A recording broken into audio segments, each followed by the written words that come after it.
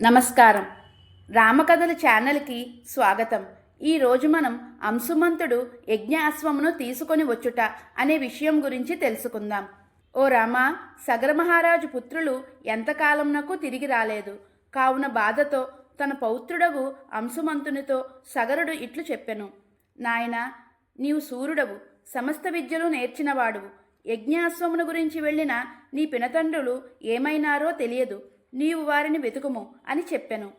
అంశుమంతుడు అశ్వాన్ని సగరకుమారులను వెతకడానికి బయలుదేరినాడు. ఆయన భూమి అంతా తిరుగుతూ అశ్వాన్ని అన్వేషించాడు. భూమిలో ఆయన దిగ్గజములను చూసెను. అవి, ఓ అంశుమంత, నీవు త్వరలోనే యజ్ఞాశ్వముతో రాజ్యానికి వెళ్ళగలవు అని ఆశీర్వదించెను. అంశుమంతుడు చివరికి కపిల మహర్షి ఆశ్రమానికి వెళ్ళెను.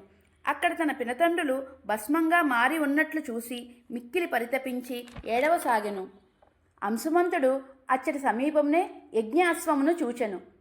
తన పినతండ్రులకు తర్పణాలు ఇచ్చుటకు సంకల్పించి జలమునకై అటూ ఇటూ చూచెను, గాని కనపడలేదు. ఇంతల్లో తన మేనమామ గరుత్మంతుడు, నాయనా అంశుమంత, నీ పినతండ్రుల మృతి లోకహితమునకై జరిగెను. వారు కపిలముని కోపాగ్నికి దగ్ధమైరి.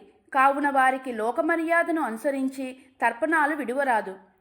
వారికి గంగాదేవి యొక్క జలమయందు తర్పణాలు విడువవలను. అప్పుడు నీ పినతండ్రులు పవిత్రులు అయి స్వర్గానికి చేరుదురు అని చెప్పెను.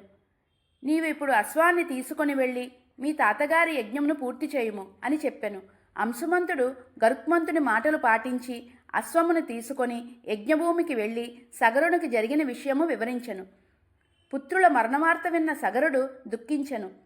సగరుడు అశ్వమేధ యాగాన్ని పూర్తి చేసెను. గంగను భూమిపై తీసుకొని వచ్చు విషయమున అతడు ఒక నిర్ణయమునకు రాలేకపోయెను.